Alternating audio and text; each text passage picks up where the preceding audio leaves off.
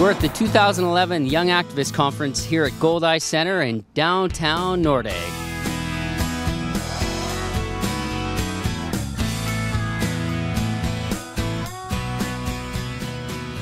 It's really important that we pass on a good message for those, all the local leaders and the chapter leaders and the provincial executive, which is our governing board within AUPE, that this conference is worthwhile and it's a good thing for young people in the union. You are our next leaders. And it was about 11, 12 years ago that I was at a conference like this at the Mayfield Inn. And this setting, I feel and the committee feels that this is the right setting for a place in a conference for young people. You get outdoors, you get to do the high ropes, you get to do some team building and meet new people. And that's the intent with the conference.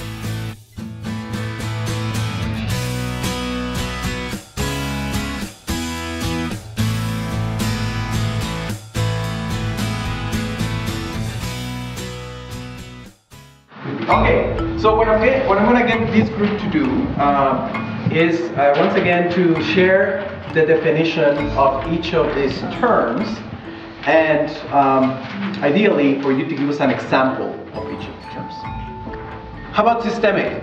Systemic is when the government or an organization, I would say, discriminates against people. For example, they only let males go to school in some countries, females aren't served. Okay. And now and the tricky thing with sometimes systemic discrimination, that is what Ian and I would really like you to think of, is there a policy that dictates that? Like, do companies have in their operating manuals a policy saying women should get paid, you know, 80% to? I would say if you look at some of the jobs that for cops and firefighters and stuff that have minimum physical standards, correct, that you've seen in the last 20 years, that those have drastically changed to not discriminate against women so much. The perception is just that people who might be underqualified might get hired because of who they are. And if you look at those policies, that you can say it is reverse discrimination, there is never a note there saying that qualifications should be lower. Actually, the standards and qualifications have to be the same from everyone. But there is, if you wish, preference or preferential treatment due to the fact that they want to fight how people and I'll get back to you, historically and systemically have been discriminated in the past. There's going to be lots of options to change. Yeah, don't worry. Snowboarding accident, pay $5,000. So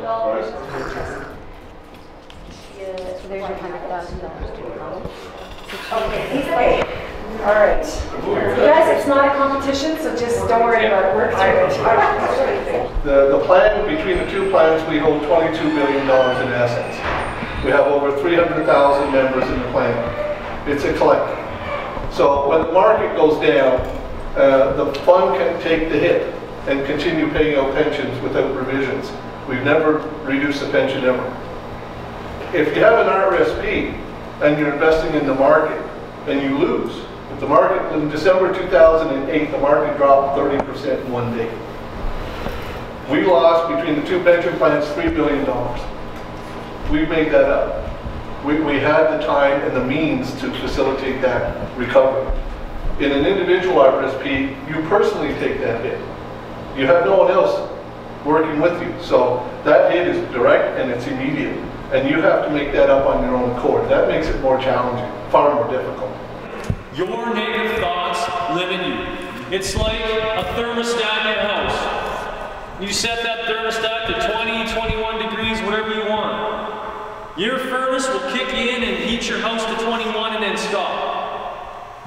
And then when your house goes down below that, it'll kick back in and take it up. Your house will never get hotter than 21, and it'll never get cooler than 21. It'll always perform right there, where you set it. And now our self-esteem, our self-respect is the same. We set it, we own it, we control it. And so we have to choose where to set it. Because if we set it here, this is where we're going to perform. We'll only be able to perform to here. But if we set it here, this is where we can perform. We're not training you to be fighters, we're training you to get away from trouble. So when the opportunity arises and you land those good shots and you get an opportunity to get away, we want you getting out. Because he's also trained to be like a real attacker.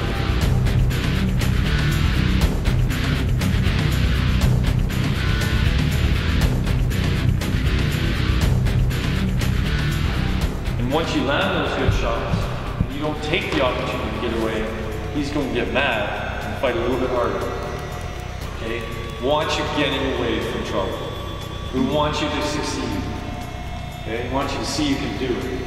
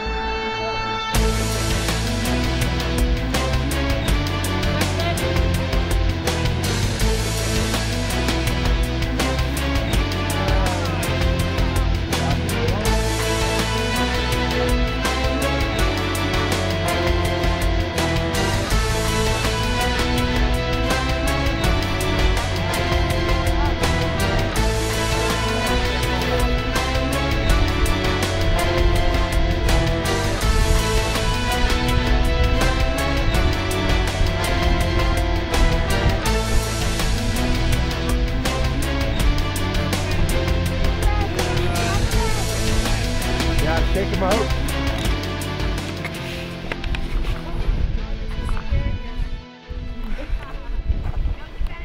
I'm sorry, I'm just terrified.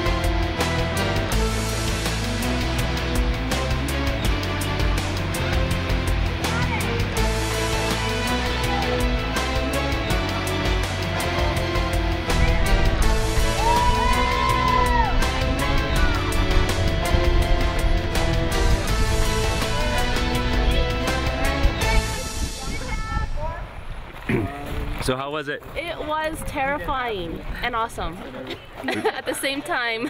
Would you do it again? Yeah. Maybe. Yeah, I guess so. Yeah, I would do it again. Yeah, I think I would. Cool. With no wind this time. The wind was scary. And I want to thank the Young Activist Committee for organizing this and having the vision to hold this conference. It's extremely important to the ongoing growth of AUPE and the ongoing vitality and new ideas and that sort of thing. So I honestly believe pulling union activists together anytime is great. But when you can do it with young folks, the future leaders of this union, I just think that's tremendous. And seeing the kind of stuff you guys are doing today that even me at my young tender age I wouldn't try, like those rope things, forget it. I'm just so impressed at the amount of passion that you guys are showing and putting into this conference. So I want to congratulate the Young Activist Committee for that. And I also want to thank our staff who worked tirelessly on putting this together as well. Our education department, I believe, is the best best in Canada when it comes to providing education to our members, and conferences such as this. They work very hard on putting these on, and I'd like us to give just a round of applause to the staff from AUPE. Thank you. I was the first chair of the Young Activist Committee in 2001. And just to prove how good that the Young Activist Committee is in developing new leaders, 2 people from that original committee became vice presidents of the union. One of them is still here, Jason. So it just goes to show that when we open the doors for young activists to get involved and mentor and give them that exposure, that good leadership comes out of it. And to have you guys here with your passion and your ideas is absolutely essential to the continued growth of AUPE. And I also want to ask you to challenge your union to become the best union it can be. So push back. Fight hard where you have to. Be involved in AUPE. We need your activism, we need your ideas, and we need that element of radicalism. It's always good in a union to have that too.